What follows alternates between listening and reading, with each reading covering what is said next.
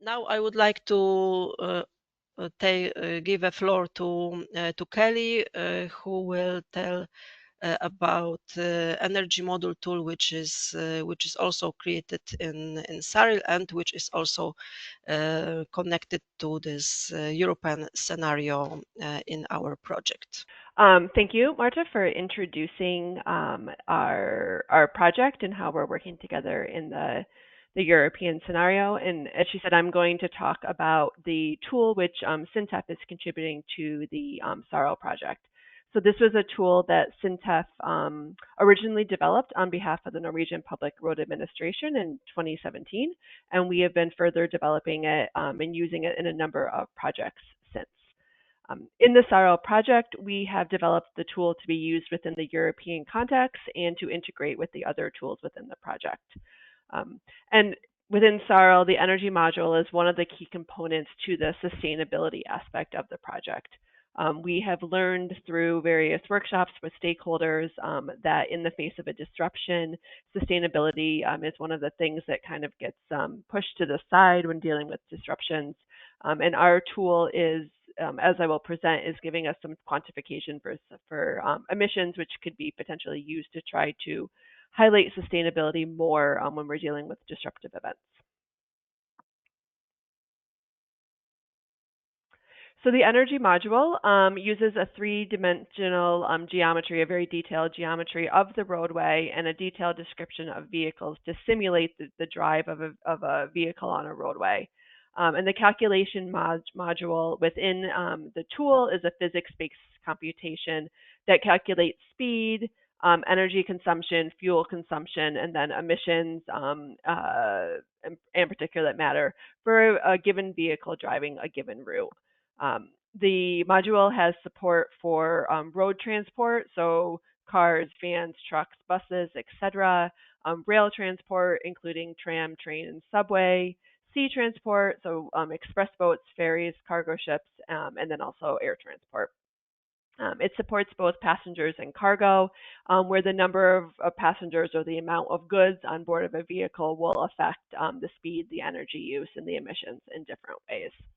And the tool can be used in a variety of different ways, directly through the website for the tool, using command line applications, or in the case of the SARL project, we've been using APIs to query and transfer information.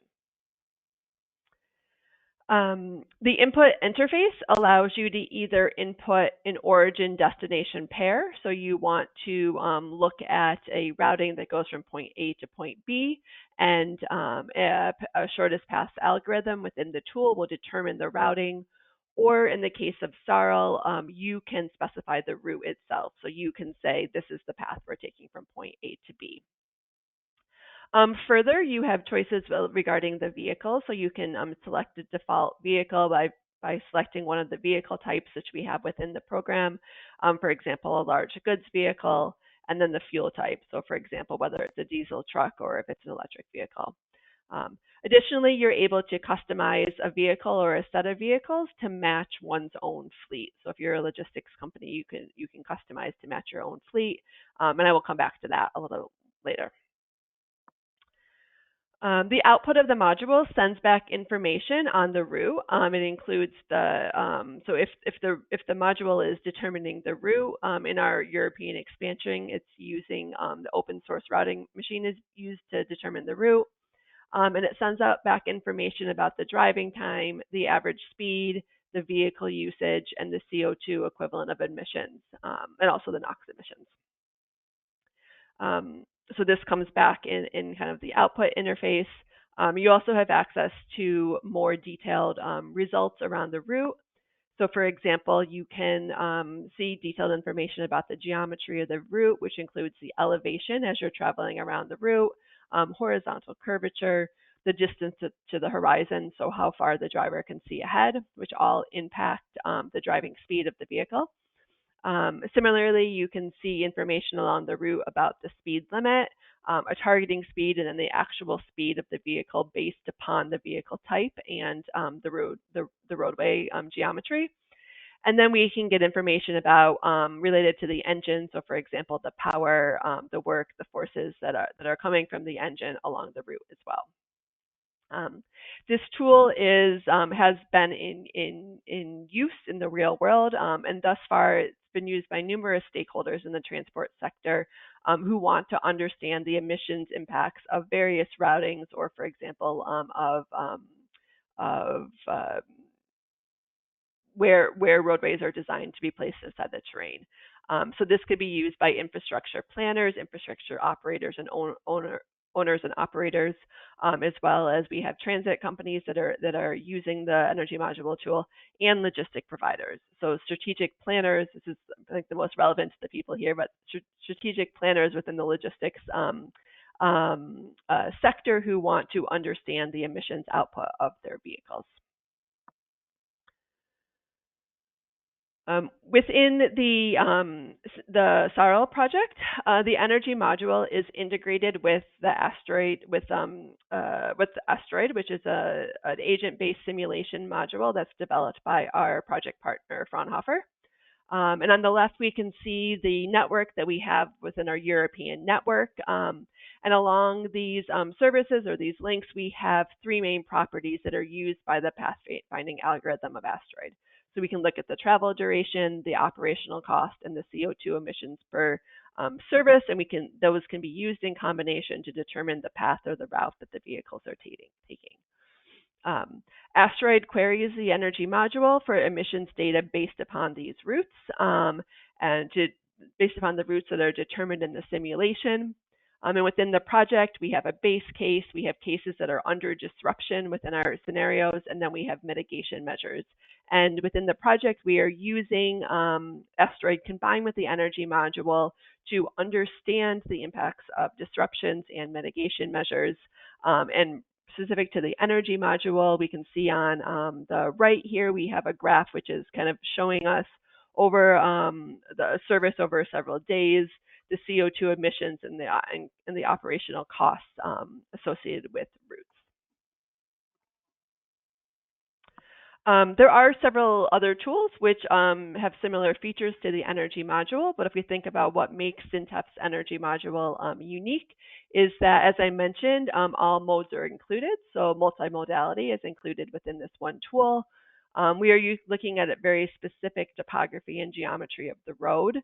When the module was first developed within Norway, we have kind of dramatic terrain, so that was important to make sure that we are taking into account of the terrain, including the vehicles when we're trying to calculate the energy or ultimately the emissions from these vehicles driving.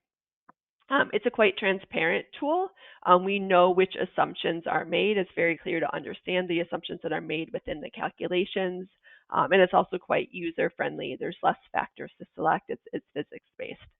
And then the energy module also can integrate the emissions calculations with traffic simulation, so transporter traffic modules, such as we have done in SARL, both integrating with Fraunhofer's Asteroid tool, but also in some other scenarios, in our national scenario, for example, we are connecting with Sumo, another traffic modeling tool. And then that allows us to calculate the emissions on the route level. Beyond what we're doing directly in SARL, there are some other relevant aspects of the energy module that I will just briefly mention. First is its ability to visualize the energy or the emissions that are used along the route. So you can see these are two different visualizations here. But if we look at the one specifically on the right, for example, the areas that are red, those are motorways. Those are areas where the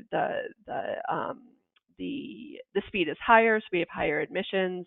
We also have, I don't know if you can see my pointer, no you can't, but we also have an area that's like going up a hill and it's kind of a yellowish color, so we know that when we're going uphill, we're using more energy to do that.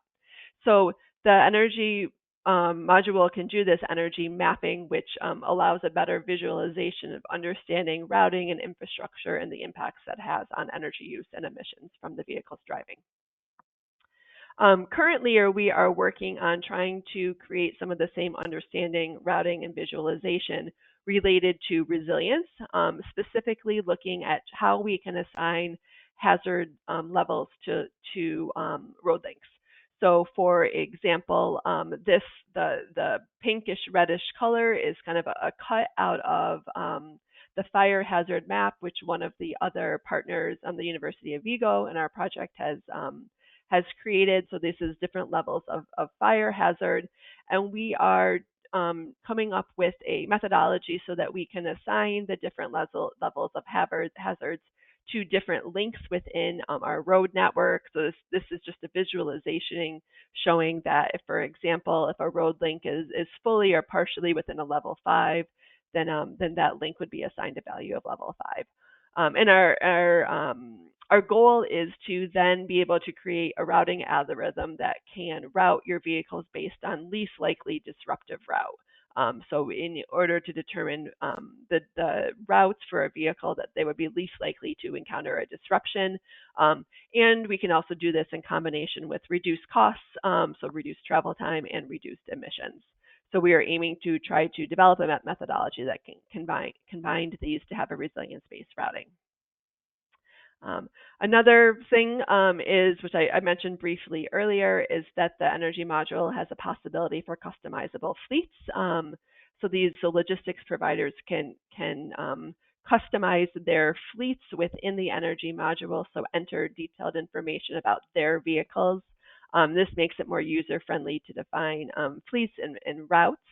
And we have done this with numerous different entities that have wanted to know or wanted to use the energy module in order to understand the energy profiles of their operations. So they've provided information about their fleets, and then we've also been able to use this information to help us validate our tool more. So today, Marta and I have talked about two tools that are part of the SARL toolkit.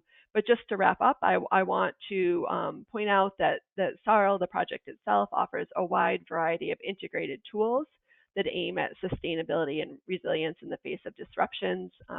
Within this project, we have talked to a lot of the stakeholders that we have, both within the project and without of the project, to understand issues with resilience and disruptions and reactions to it in order to kind of develop our technology and develop the output and recommendations that come with the project. So if you want to learn more about the SARL project, I encourage you to take a look both at our website and then also our LinkedIn page, which gives you information about all other aspects of the project and upcoming things that we are working on. And on behalf of SARL and Marta and myself, I want to say thank you.